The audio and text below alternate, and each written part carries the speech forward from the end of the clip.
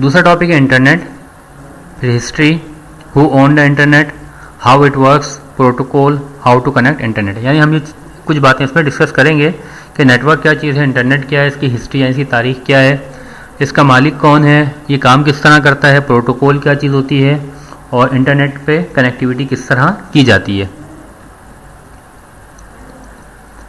जनाब अब हम स्टार्ट करते हैं।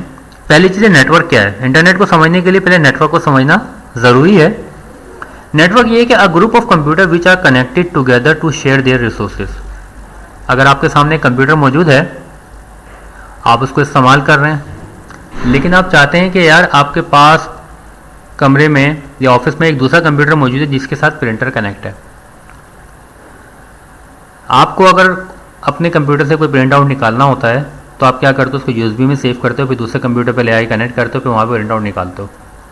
आप चाहते हो कि यार मैं दोनों कंप्यूटर को कनेक्ट कर दूँ।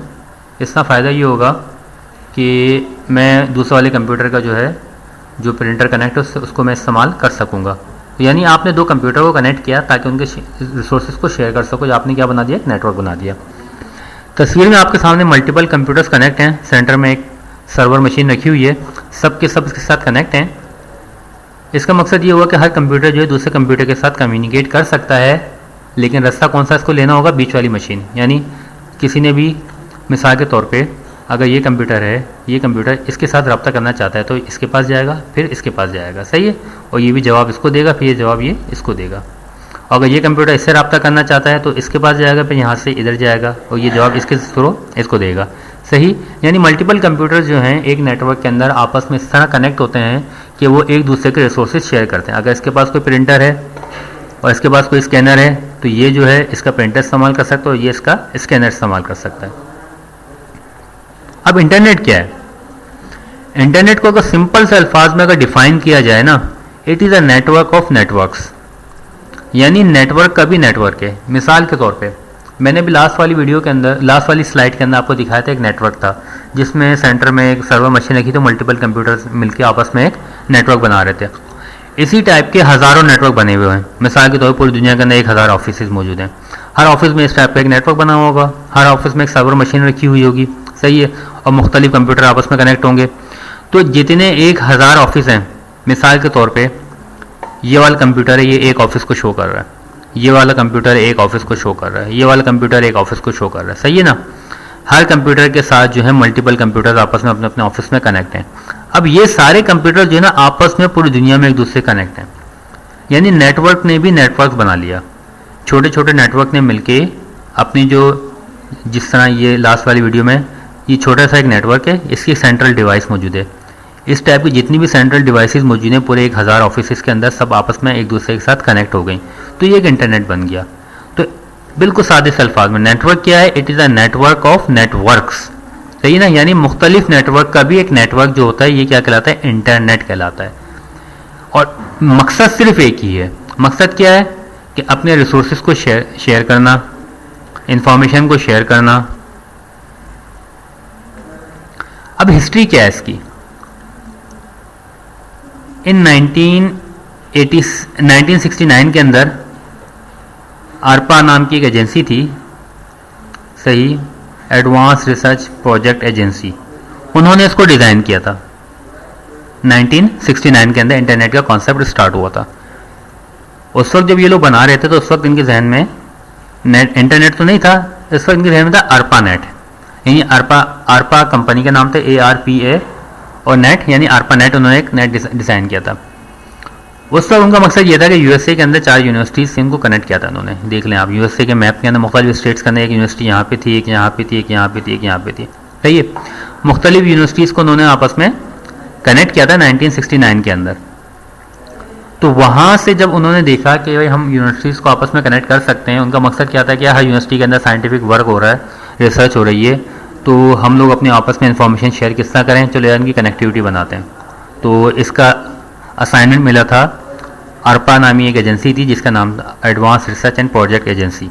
उन्होंने ये डिज़ाइन किया था तो उसको फिर नाम दिया गया आरपा नेट, यानी आरपा वालों ने नेट बनाया था ये, सही, आरपा नेट। बस छोटी सी हिस्ट्री है, इसको ध्यान में रख लीजिएगा। बातें तो बहुत हैं, बाद में TCP/IP की बनाया गया 1970 के अंदर, फिर तरक्की तेज़ होती चली गई। फिर पहले स्टार्टिंग में जो 4 नोड कनेक्टेड थी, फिर कुछ ही साल के नहीं गिराव बहुत ऊंचा चला गया। ये तो हिस्ट्री को पढ़ने जाएंगे तो बहुत ज़्यादा है, लेकिन स्टार्टिंग में आपके लिए लेवल पे इतनी इन्फॉर्मेशन काफ़ी है कि ARPANET 1969 के अंदर बनाया गया था। सही। अब दूसरा सवाल पैदा ये होता है कि इंटरनेट ARPANET वालों ने बना दिया, पूरी दुनिया के अंदर फैल गया, अब इसका ऑनर कौन है? तो जनाब इंटरनेट का ऑनर कोई भी नहीं है, इसका कोई भी मालिक नहीं है, ये बात ध्यान में रखिएगा। क्यों? देखें, इंटरनेट असल में है क्या? It is a network of networks, यानी मुख्तलिफ नेटवर्क्स को आपस में कनेक्ट कर दिया गया तो ये इंटरनेट बन गया। अब प्रॉब्लम ये है कि पाकिस्तान के अंदर मिसाल के तौर पर हमने 1000 नेटवर्क को कनेक्ट किया, इंटरनेट बना दिया। पाकिस्तान के अंदर 10 नेटवर्क हैं, इंडिया के अंदर 20 नेटवर्क हैं, अमेरिका के अंदर 25 नेटवर्क है, मतलब मुख्तलिफ ममालिक के अंदर मुख्तलिफ नेटवर्क मौजूद हैं, सब ने कनेक्ट कर दिया। तो भाई मालिक कौन हुआ? भाई सब तो आपस में एक दूसरे के साथ कनेक्ट है, हर किसी ने अपना अपना नेटवर्क कनेक्ट कर दिया, इसमें मालिक कोई भी नहीं है।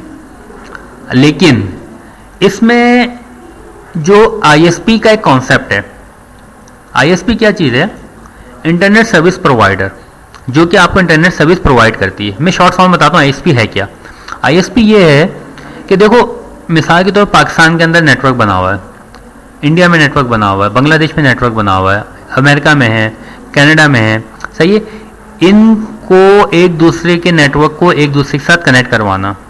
अब अमेरिका वाले तो अमेरिका से केबल ला के जो है यहाँ तक नहीं डालेंगे पाकिस्तान तक, या पाकिस्तान से कोई उठा के केबल उठा के ले आके बांग्लादेश या इंडिया तक नहीं डालेगा। तो ये बड़ी बड़ी एजेंसीज़ हैं, बड़े बड़े इदारे मौजूद हैं जो बड़ी बड़ी ISPs कहलाती हैं, यानी इंटरनेट सर्विस प्रोवाइडर। वो लोग क्या करते हैं, उनके पास इक्विपमेंट हैं, वो कनेक्टिविटी प्रोवाइड करते हैं, सही। मुख्तलिफ ममालिक के अंदर वो लोग अपनी कनेक्टिविटी देते हैं। तो सबसे बड़ी जो लेवल की ISP है वो छोटी लेवल के ISP को कनेक्टिविटी प्रोवाइड करती है, और वो टायर 2 की ISP कहलाती है, उससे छोटी ISP टायर 3 की ISP कहलाती है।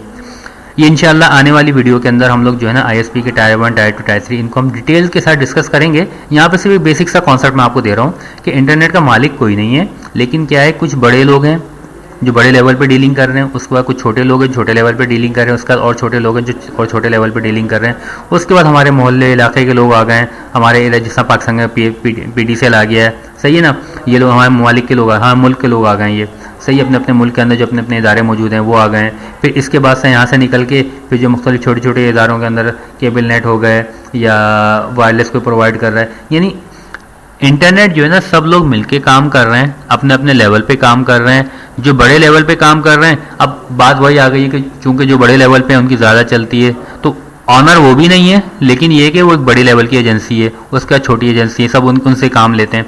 तो इसका बेसिकली अगर आपसे पूछा जवाब क्या है, इसका ऑनर कोई नहीं है, लेकिन मुख्तलिफ ISP जिसमें काम कर रही हैं, कुछ बड़े लेवल पे काम कर रही हैं, कुछ छोटे लेवल पे काम कर रही हैं, और सब मिलजुल के ये सारे काम को अंजाम दे रहे हैं।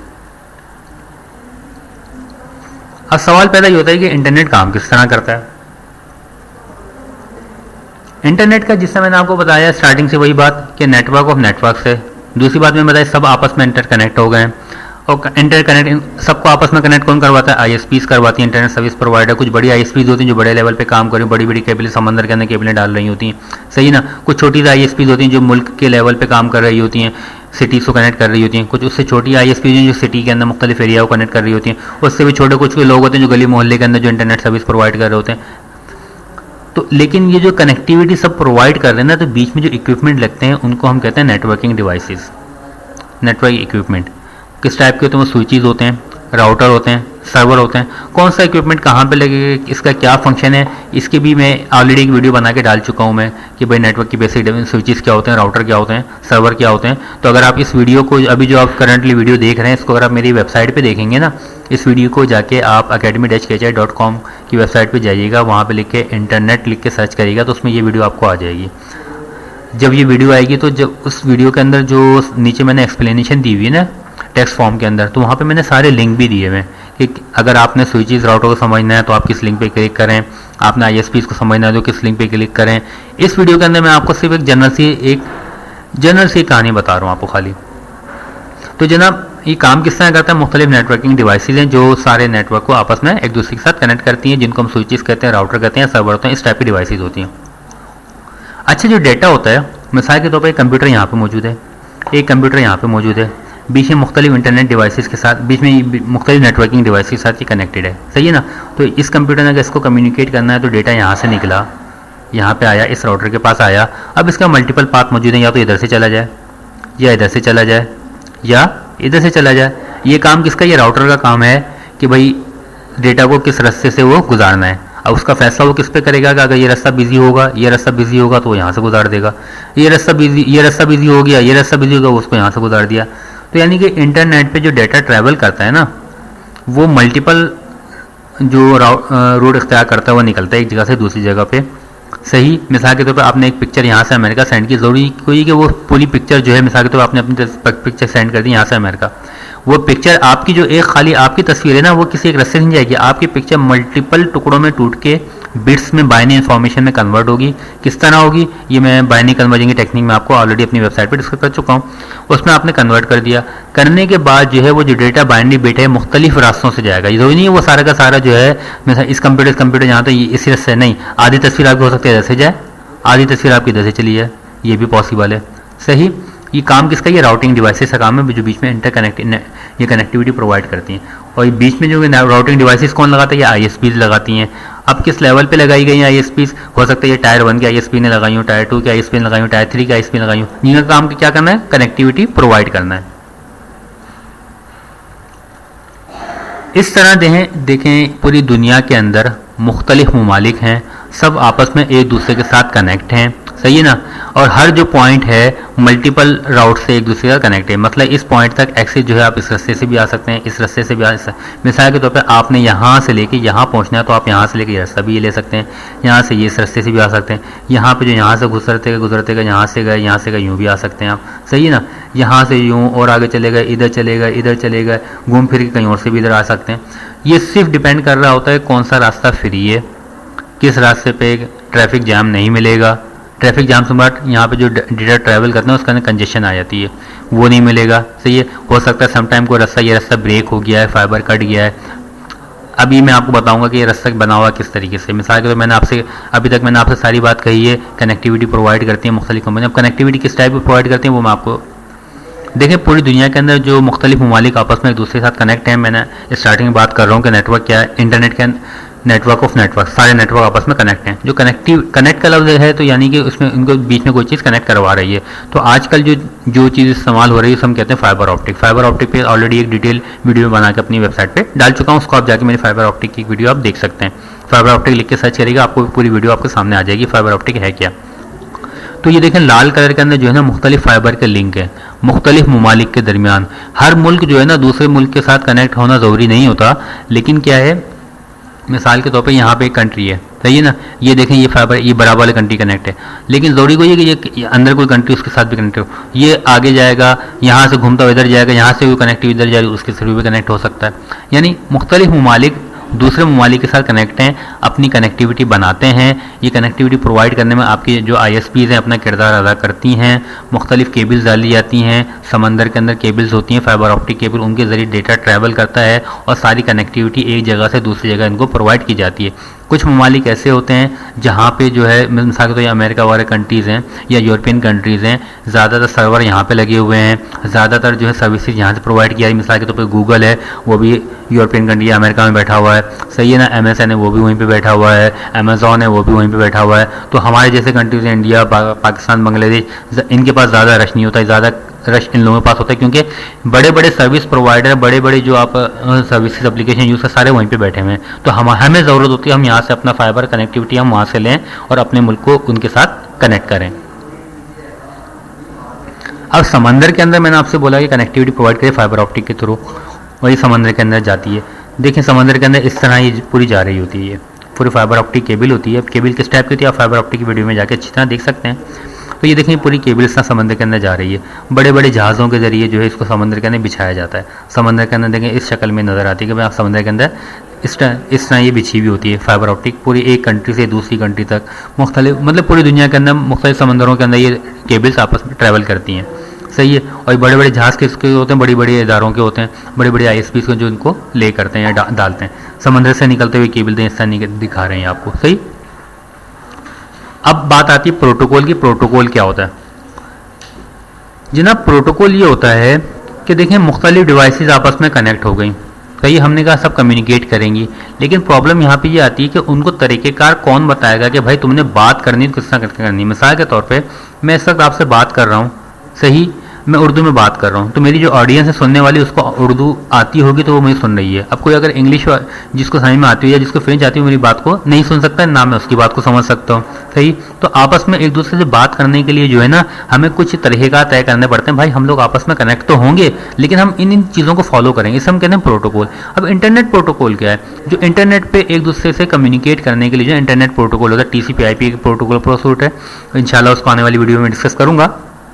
लेकिन आप ये ध्यान में रख लें कि इंटरनेट पर भी प्रोटोकॉल्स होते हैं जो एक दूसरा कम्युनिकेट करवाते हैं, एक दूसरे के साथ बातचीत करने में मदद देते हैं। इसमें अब यहाँ पे लफ्ज़ आता है कि आईपी का। आईपी क्या होती है?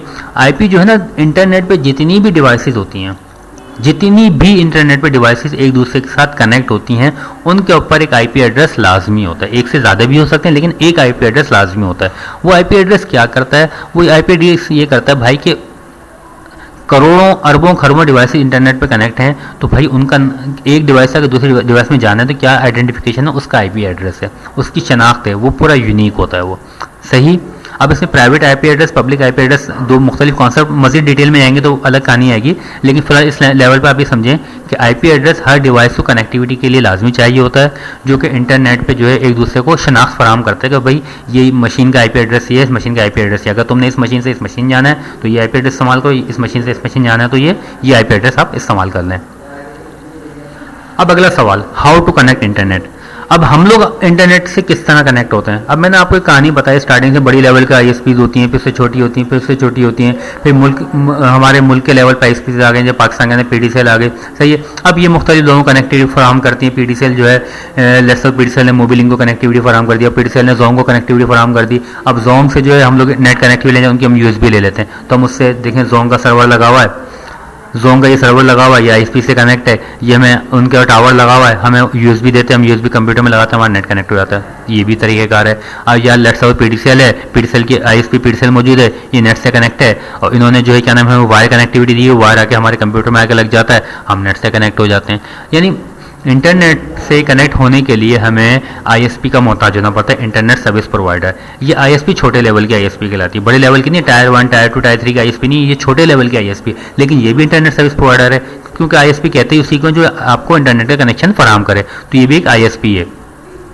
तो इंटरनेट पर कनेक्ट होने के लिए आपको वायरलेस कनेक्टिविटी आप ले सकते हैं और वायर कनेक्टिविटी आप ले सकते हैं। अब